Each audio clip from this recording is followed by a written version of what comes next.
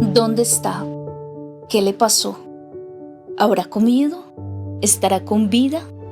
Las familias de las más de 126.000 personas desaparecidas todos los días se levantan con incertidumbre y muchas dudas, pero con la esperanza de poderles encontrar. Todos, todas y todes podemos sumarnos en el camino para encontrarles. La búsqueda nos une, un espacio de la unidad de búsqueda de personas dadas por desaparecidas.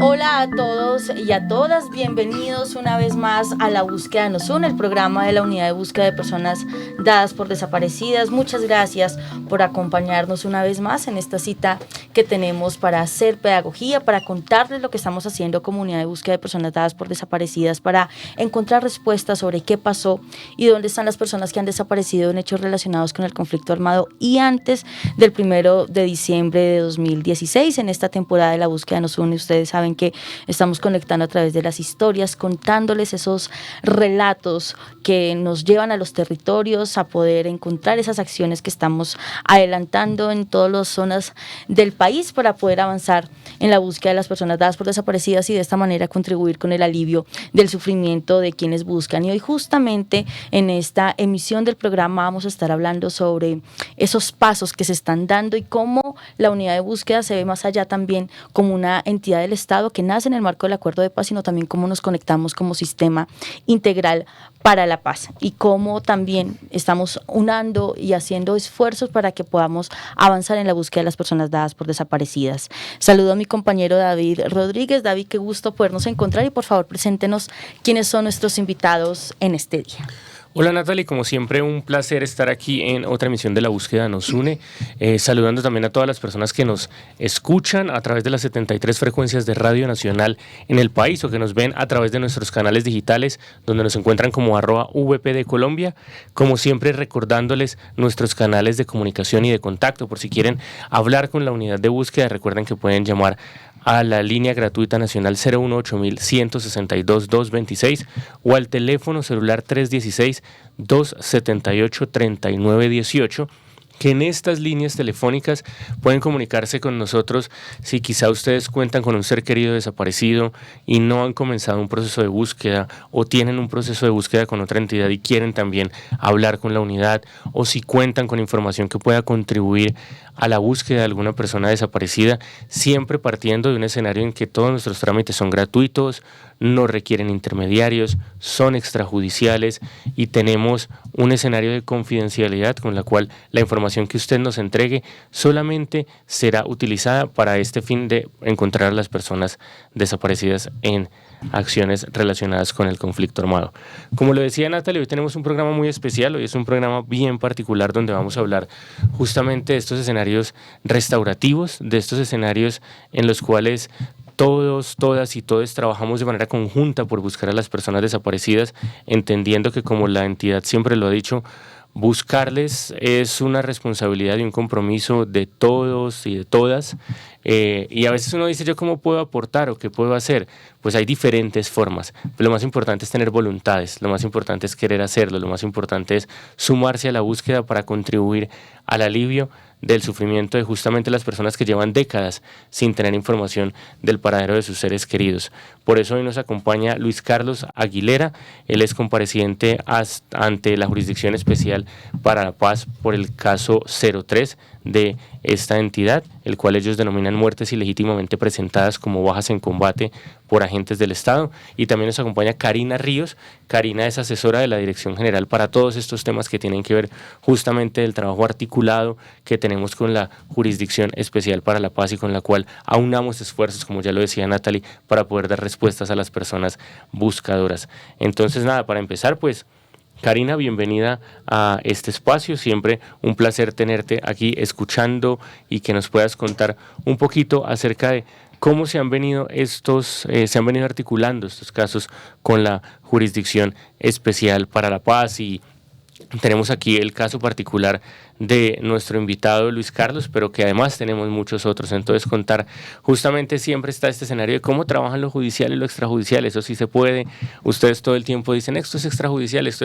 pero están trabajando con la jurisdicción, están rompiendo los principios. Entonces, poder como dar un contexto general de cómo funciona esa articulación.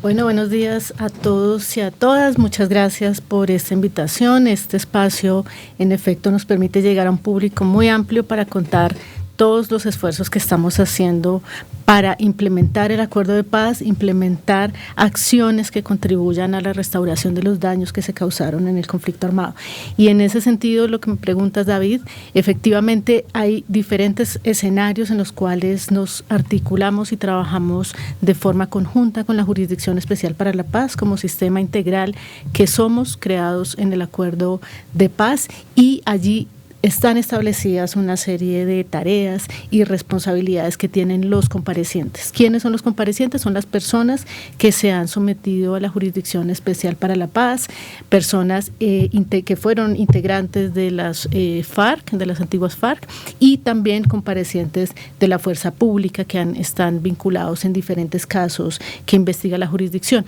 Estos comparecientes tienen una serie de obligaciones. Ellos tienen una responsabilidad de aportar verdad a los diferentes mecanismos del sistema integral para la paz. Tienen que acudir, obviamente, cada vez que son convocados por la jurisdicción en los diferentes casos en los que se investigan hechos ocurridos en el contexto del conflicto armado. Y también en su momento tuvieron que acudir a los llamados que realizó la Comisión para el Esclarecimiento de la Verdad, y tienen también que acudir a la unidad de búsqueda de personas dadas por desaparecidas con el propósito de aportar la información que puedan conocer respecto a los hechos en los que estuvieron relacionados y en los cuales se produjeron desaparición de personas en el conflicto armado. Esta es una obligación, es un deber de los comparecientes, y además hay otro mecanismo que es sobre lo cual vamos a hablar más a partir de la experiencia que nos trae el día de hoy Luis Carlos, y es aquellas acciones, aquellos trabajos, obras y actividades conocidos como TOAR, en los cuales los comparecientes pueden hacer más contribuciones, pueden desarrollar tareas que están orientadas a contribuir a reparar esos daños que se causaron en el conflicto armado. Entonces, este es un mecanismo que está establecido en el acuerdo de paz. Nosotros desde la UEPD hemos dicho, en las acciones de búsqueda de personas dadas por desaparecidas necesitamos manos, necesitamos personas que se sumen y que aúnen esfuerzos también con nuestros equipos para que podamos avanzar en las acciones que desarrollamos en todo el territorio nacional, y parte de los actores que pueden sumarse a estas tareas son los comparecientes, como lo vamos a ver el día de hoy. Karina, continuando un poco con esta línea, entonces tenemos dos escenarios. Por un lado están los aportes, que ellos, sean comparecientes o no, cualquier persona, debemos acá recordar que cualquier persona que pueda tener información sobre el paradero y ubicación de una persona dada por desaparecida, pues puede aportar, y tenemos la garantía de ese mandato humanitario y extrajudicial. Pero adicionalmente, personas como Luis Carlos que nos acompañan acá hoy, pues también tienen su camino ante la Jurisdicción Especial para la Paz, y además de esos aportes de verdad, pues también están estos trabajos sobre esas actividades con contenido restaurador y reparador, y que justamente una de esas formas de reparar o de tener esas penas, por decirlo de alguna forma, alternativas, pues está la búsqueda de las personas dadas por desaparecidas, y es uno de esos componentes esenciales. Entonces, ¿cómo ese trabajo que ellos están adelantando pues se vincula justamente con nuestra misionalidad, y qué estamos haciendo ya en los territorios para que pues justamente las personas puedan avanzar en como se ha dicho, como penas anticipadas, y que estén aportando pues en la búsqueda de las personas dadas por desaparecidas? Sí, Natalie, mira, la jurisdicción ha establecido 7 líneas en las cuales los comparecientes pueden realizar sus TOAR, sus trabajos, obras y actividades con contenido reparador y restaurador. Y una de esas 7 líneas es la búsqueda de las personas dadas por desaparecidas, no es la única. Ellos también pueden y están desarrollando acciones, por ejemplo, en materia de acción integral contra minas, están contribuyendo en la reconstrucción de infraestructura rural, de infraestructura urbana en diferentes territorios que fue afectada por el conflicto armado, acciones de educación, diferentes estrategias y mecanismos en los cuales se busca que el compareciente pueda contribuir a dignificar a las víctimas, que pueda contribuir a reparar ese daño causado, porque debemos recordar que aquí estamos frente a un sistema de justicia transicional en el cual las penas que se imponen a los comparecientes no son penas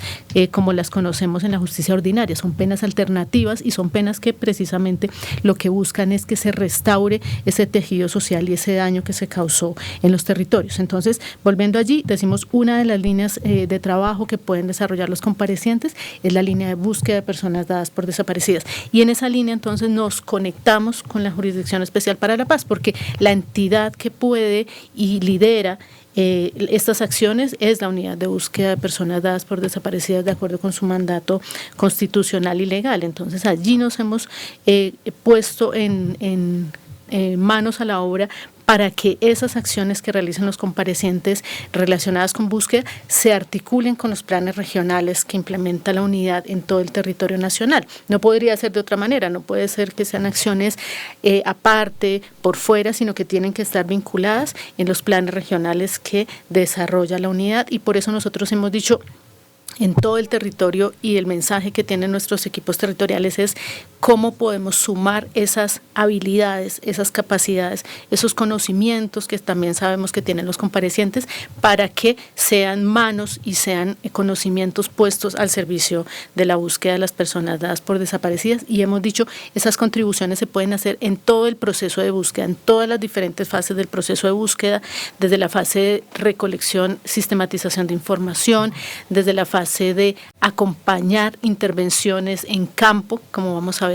el ejemplo que vamos a abordar el día de hoy, pero también otras acciones que se pueden realizar, por ejemplo, en materia de acompañar procesos de dignificación y de memorialización, también en diferentes estrategias que ya se están trabajando, tanto los comparecientes que ya en este momento han recibido una sentencia por parte de la jurisdicción. Debemos recordar que este año ya se emitieron 2 sentencias por parte de la jurisdicción, como aquellos que están haciéndolo como unas acciones anticipadas, un cumplimiento anticipado, porque seguramente pues próximamente van a recibir una sanción, y esto entonces también les puede ser considerado por parte de los despachos ante los cuales ellos comparecen como parte de ese cumplimiento de las acciones que deben desarrollar. Muchas gracias, Karina. Luis Carlos, contémosle a la gente que nos escucha, que nos vea un poco quién es Luis Carlos también, pero cómo llega justamente Luis Carlos a estas acciones, a estos trabajos por la búsqueda de las personas dadas por desaparecidas, cómo llega a la Jurisdicción Especial para la Paz y cómo llega de manera particular a la unidad de búsqueda, antes de que ya decantemos justamente del trabajo particular que ya hemos mencionado en los cementerios, particularmente del sur del país. Ok, gracias, buenos días para todos. Luis Carlos Aguilera Quintero, compareciente como máximo responsable del caso 3 del subcaso Huila. Yo soy compareciente por hechos ocurridos durante el conflicto entre los años 2006 y 2007, en la época en la que yo era capitán. Me desempeñé como comandante de compañía y oficial de inteligencia en el batallón Piguanza. Yo me someto inicialmente a la Jurisdicción Especial para la Paz en el año 2017, ya teniendo el grado de teniente coronel, pero en firme, digamos que este proceso de la jurisdicción empieza más o menos en el año 2021, cuando ya hago mi versión libre ante el magistrado Alejandro Rameli, que es el relator de este caso, y de ahí en adelante ya comienza todo el proceso, hasta que sale el auto de determinación de hechos y conductas, donde soy determinado como máximo responsable de este subcaso. Reconozco mi responsabilidad y ahí asume uno una serie de compromisos, dentro de los cuales está ese, asumir y reconocer mi responsabilidad inicialmente, aportar a la verdad, las garantías de no repetición y trabajar en estos trabajos, obras y acciones con contenido restaurador y reparador. Con la unidad de búsqueda tuve un acercamiento inicial en una versión en la audiencia pública de reconocimiento que se llevó a cabo el año pasado en la ciudad de Neiva, exponiendo un caso que no había sido investigado por la justicia ordinaria. Posterior a eso tuve el acercamiento con la unidad de búsqueda para entregar los documentos de ese caso, para que se pudiera, por intermedio de las personas que están en territorio, comenzar como a recopilar toda la información para ver si se puede llegar a la ubicación de los familiares de esta persona que fue asesinada en estado de indefensión y presentada ilegítimamente como muerte en combate, pero que no fue identificada en su momento.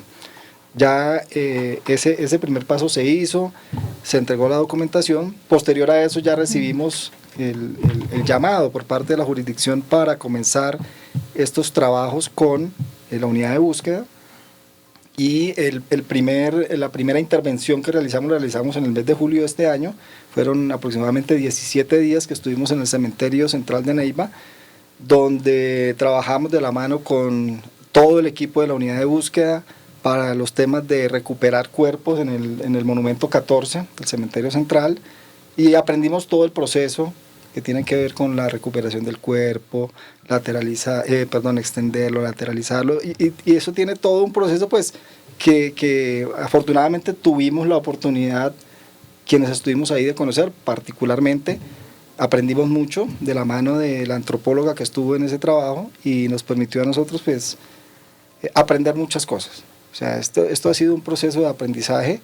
que no solamente es aportar nuestro trabajo en estos trabajos, obras, secciones con contenido restaurador, sino que también para nosotros ha tenido un contenido restaurador. O sea, es en varias dimensiones. Justamente, Luis Carlos, y escuchándolo hablar y hablando con Karina, lo que ustedes nos están narrando, y rememoro cuando estábamos todos siguiendo como la firma del acuerdo de paz, y se veía eso, como que las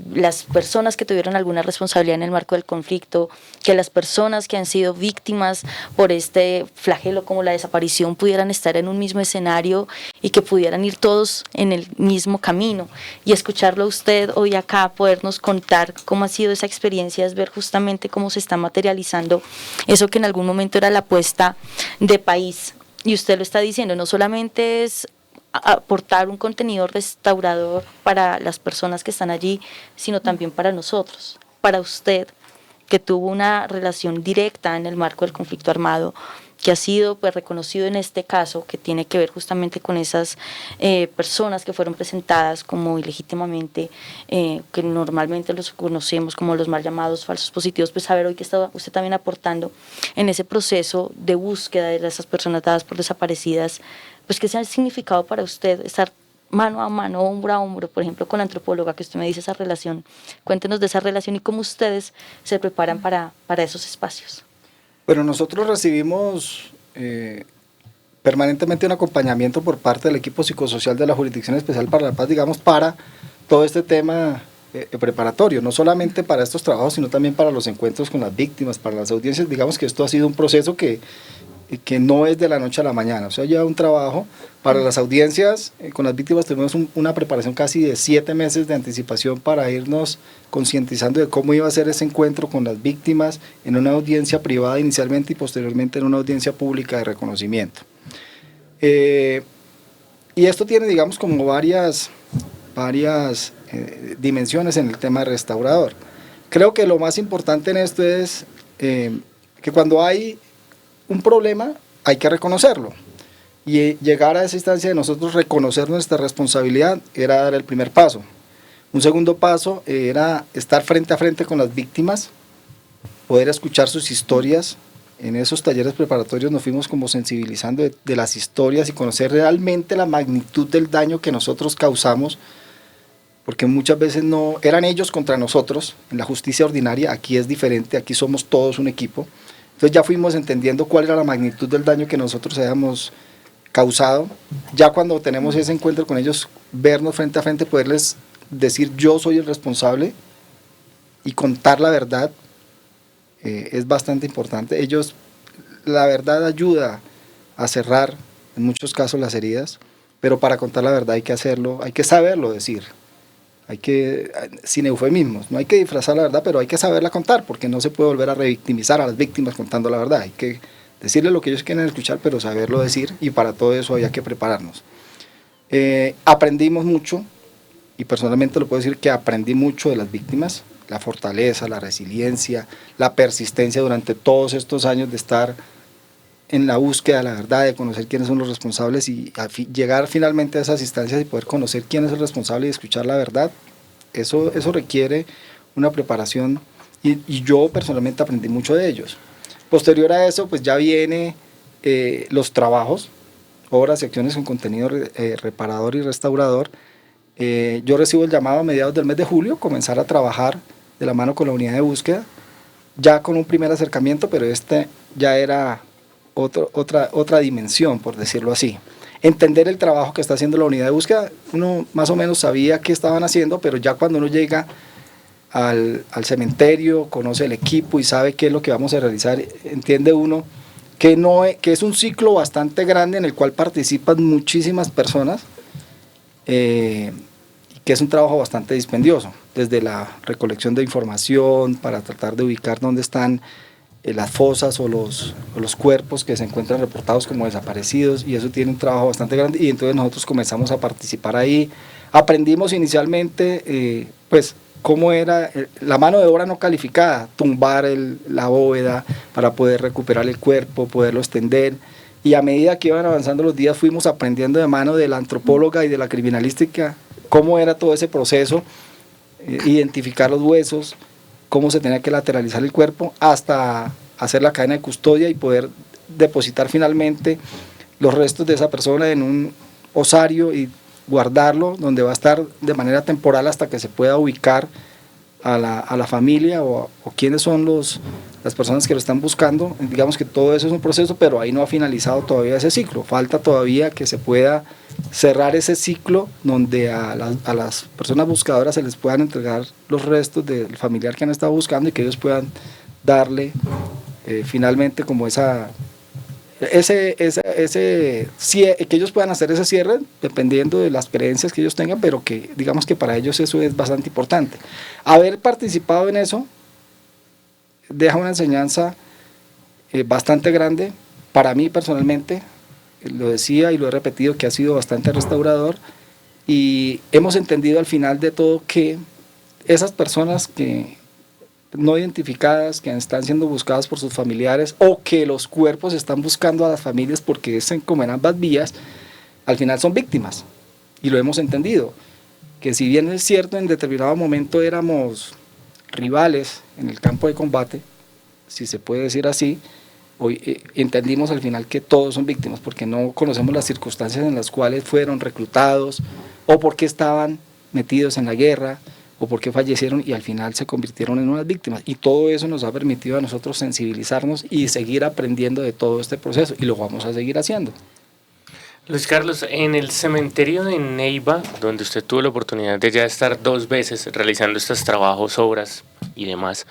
hay un desarrollo de una práctica muy bonita que lidera la unidad de búsqueda que se llama la Ruta de la Memoria, y en ese espacio confluyen personas buscadoras del departamento, periodistas, academia, sociedad civil que quieren ir, ven que les llama la atención las fotografías, que les llama la atención entender un poco desde diferentes aristas lo que está ocurriendo en el cementerio y demás. Relátenos un poco cómo lo vivió usted, cómo vivió usted también. Justamente nos decía, ya en la justicia ordinaria estábamos cada uno en un bando distinto, luego nos empezamos a encontrar y la preparación psicosocial nos permite escucharnos y entendernos, pero ya estar ahí con ellos, sentados el uno al lado del otro, sin una audiencia, sin jueces, sin justicia y demás, sino simplemente estando trabajando, pero también con medios, quizá ir de por medio viendo cómo funciona la situación, con la ciudadanía en general. ¿Cómo sintió Luis Carlos justamente como persona también y como compareciente ese escenario, que nos pudiese relatar lo que sintió, quizá algo anecdótico que se haya presentado durante esas intervenciones? Bueno, digamos que son diferentes escenarios. Previo a esa ruta de la memoria ya habíamos tenido la posibilidad de hacer unos encuentros dialógicos, comparecientes, Jurisdicción Especial para la Paz, víctimas, de cuál era el trabajo que nosotros estábamos realizando, y obviamente pues eso ha sido socializado con ellos y ellos saben que nosotros vamos a estar ahí. En el escenario de la ruta de la memoria, donde asisten diferentes personas, no solamente víctimas, no solamente integrantes de la unidad de búsqueda, de la Jurisdicción Especial, sino invitados, periodistas y cualquier cantidad de personas que quieren conocer qué es lo que se está haciendo. Nosotros estábamos realizando el trabajo, pero estábamos todos como un equipo. No se distinguía quién era compareciente, no se distinguía quién hacía parte de la unidad de búsqueda, porque todos pues estábamos con nuestro traje de trabajo. Y cuando llegan al monumento 14, que era donde nosotros estábamos haciendo la intervención, la persona que está dirigiendo la ruta de la memoria, pues hace la presentación, explica qué estamos realizando en ese momento, le da el uso de la palabra a la antropóloga, a las personas que están trabajando, a los del equipo de identificación, pero posterior a eso manifiesta que dentro del grupo hay comparecientes que están trabajando y nosotros estábamos en ese momento en la lateralización de un cuerpo, limpiándolo, digamos, haciendo el tamizaje para poder identificar pequeños restos óseos y no sabían quién era quién. En el momento que ellos terminan de hacer la presentación, vamos a darle la palabra a un compareciente, y entonces en ese momento me dan el uso de la palabra y yo me quito todo el traje, antifluidos, el casco, las gafas, el tapaboca, y ya queda uno expuesto ante todo el mundo y manifiestan que yo soy compareciente y me dan el uso de la palabra para poder dirigirme a los asistentes a la ruta de la memoria. Ellos quedan, digamos que en un momento como sorprendidos porque no se imaginaban que quien estaba en ese momento limpiando los restos óseos era un compareciente. Y yo puedo dirigirle a ellos unas palabras y siente uno que está siendo escuchado, pero también puede uno transmitirles a todos los que están participando de esa ruta de la memoria el mensaje de nosotros como comparecientes, de manifestarle cuáles son nuestros compromisos, cuáles son nuestras responsabilidades y de qué estamos haciendo en ese momento y de todo lo que hemos aprendido. Creo que es bastante grato para uno como compareciente poderse dirigir en ese tipo de escenarios para poder manifestar lo que nosotros estamos no solamente aportando con nuestro trabajo, sino también lo que eso significa para nosotros. En realidad ha sido, digamos que bastante enriquecedor este trabajo que hemos hecho con la unidad de búsqueda de personas dadas por desaparecidas y bueno, usted lo decía en un principio, yo ya voy a tener mi tercera intervención la semana siguiente y creo que cada vez va uno con más expectativas, pero con el mismo compromiso, con la misma responsabilidad y con el ánimo de seguir aportando porque sabe que, bueno, que esto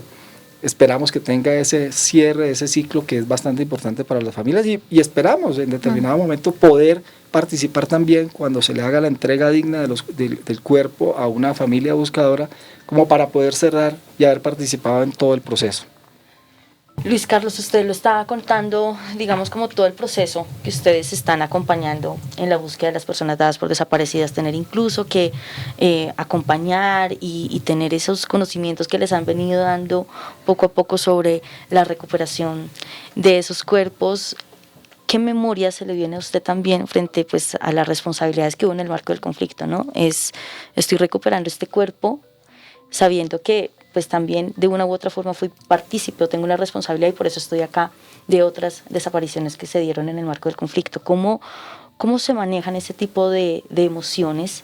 Y también frente a la familia, ¿cómo ha sido ser aportante no solo de información, sino también ahora hacer efectivo esos trabajos y obras con ese contenido reparador, poder llegar a la casa y decirle a su familia, hoy ayudé en la búsqueda de tantas personas y sé que en algún momento, usted también lo estaba mencionando, voy a poder acompañar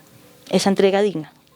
¿Qué ha significado para usted, Luis Carlos Aguilera, no como compareciente, sino como persona? Saber que hoy eso que en un pasado pues fue un momento de mucho dolor en el marco del conflicto,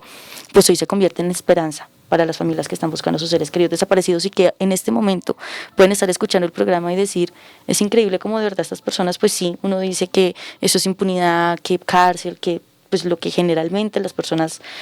tenemos como concepción y lo que nos venimos con la justicia ordinaria, pero es ver cómo esto se convierte en más reparación y restauración, no solamente para las personas que buscan, sino también para ustedes que tuvieron una relación directa con el conflicto armado. Bueno, comencemos de atrás para adelante. Creo que el tema de la familia, tanto para ellos como para uno, no es difícil, es muy difícil y no es motivo de orgullo no tenerles que decirme, yo estoy haciendo esto porque hace algunos años pasó esto. Yo soy responsable porque se cometieron unos delitos, personas fueron ilegítimamente asesinadas para presentarlas como muertos en combates y en estos momentos yo estoy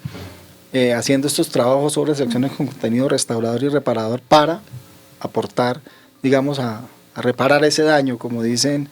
la Jurisdicción Especial para la Paz, reparar lo que se ha dañado durante el conflicto o lo que se dañó durante el conflicto. Digamos que para ellos en un principio pues no es fácil como de asimilar o de entender, pero he recibido ese apoyo y ese acompañamiento durante todo este proceso. Cuando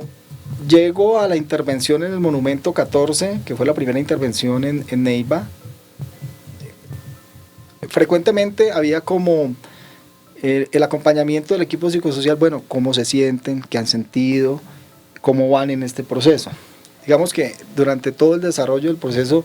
era más un tema de aprender, de conocer qué estamos haciendo, cómo estoy participando, cómo estoy aportando, y digamos que en ese momento como que no hay sentimientos encontrados, pero al final del ejercicio,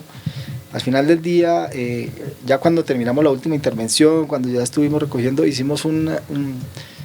acto de despedida del monumento, encabezado por la antropóloga, y al final de eso, pues, si alguien quería dirigir unas palabras o manifestar algo, digamos que yo en ese momento fue que comencé a sentir como a tener esos sentimientos encontrados, y yo miraba el monumento, ya después de que todos habían intervenido, y tuve la posibilidad de hablar con el psicosocial y con algunas personas de la jurisdicción que estaban ahí y manifestarles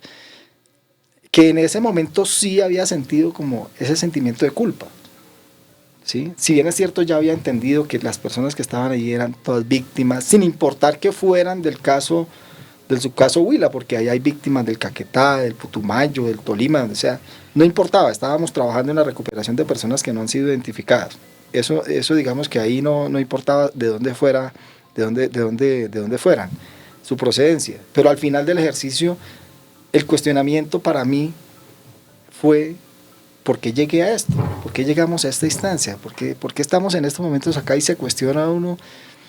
de las malas decisiones que tomó solamente con el hecho de mirar el monumento y de saber todo el trabajo que habíamos realizado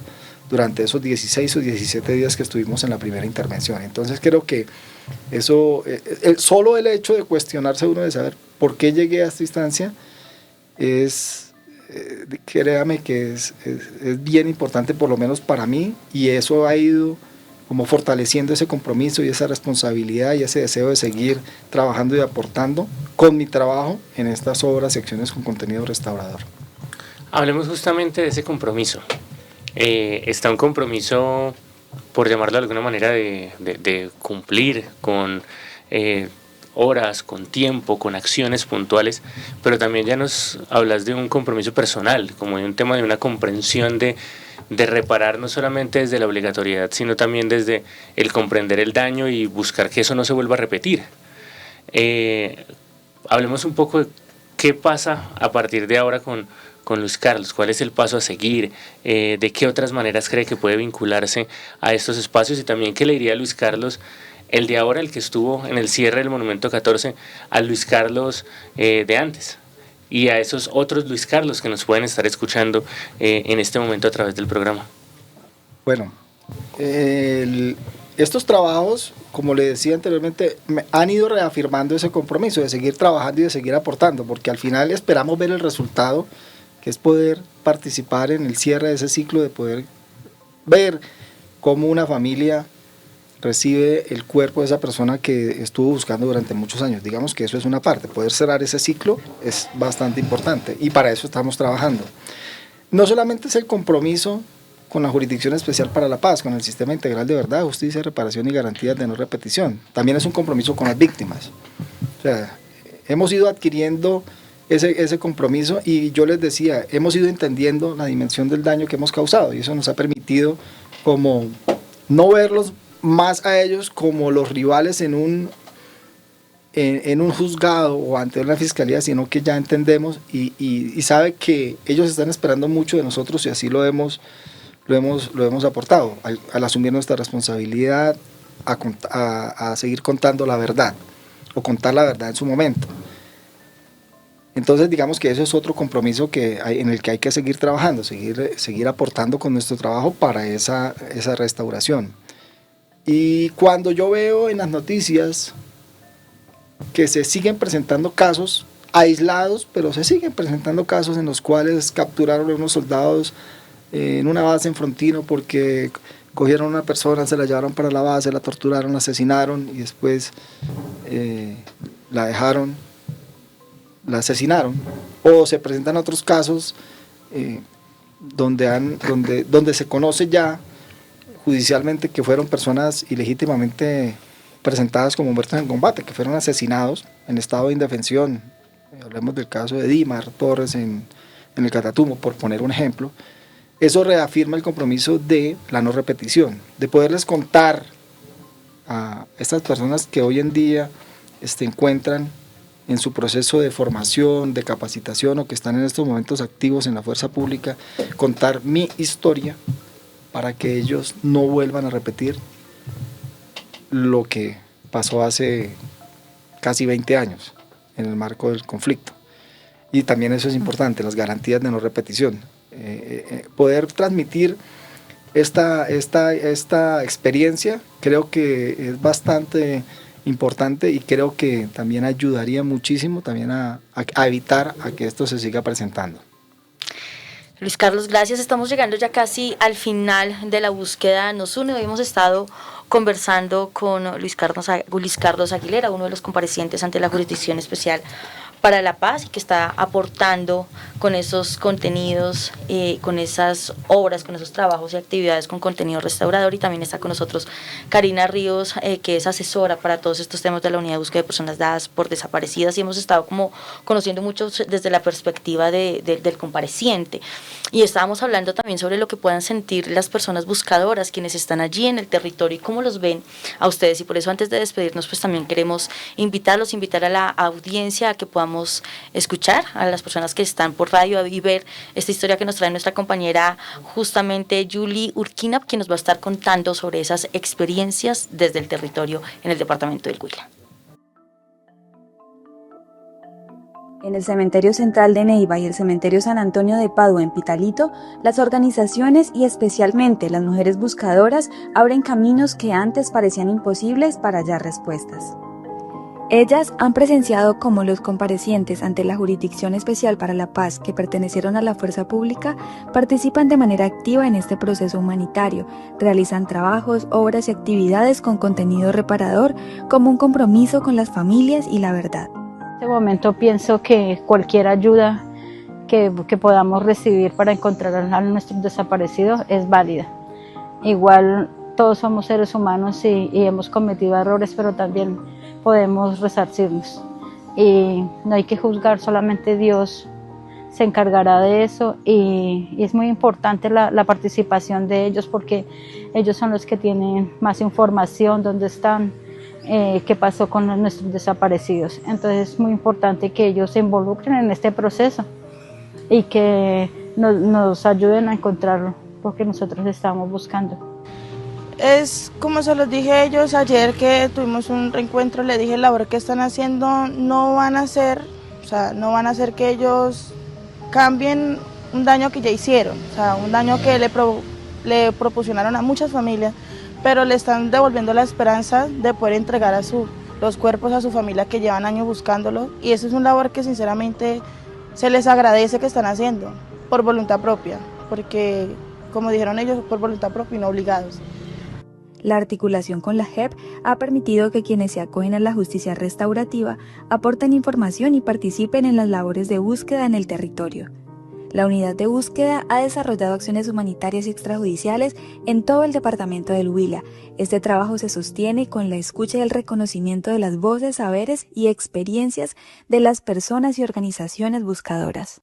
En estos testimonios, Luis Carlos, escuchamos a Janet Bermúdez, a Lorena Conde. Ellas son personas buscadoras, y hoy decir, nosotros no somos quien para juzgar, sino también ver la voluntad de las partes. ¿Qué mensaje le podemos dar hasta ahora a las personas que nos ven, que nos escuchan, como lo decía David, también a tantas otras personas que pueden aportar y tener algo de información y decir, bueno, lo mío puede aportar a que el día de mañana una familia pueda aliviar su sufrimiento? Que es importante, y uno no dimensiona lo importante que puede ser cualquier pequeña información que se pueda dar para poder cerrar este ciclo de las personas que están buscando a sus familiares desaparecidos, por una parte, y por otra parte manifestarles que mi compromiso y el compromiso de quienes somos comparecientes como máximos responsables es seguir aportando con nuestro trabajo en estas pequeñas acciones que nos permitan seguir restaurando lo que el conflicto dañó. Karina, un mensaje de cierre cortico.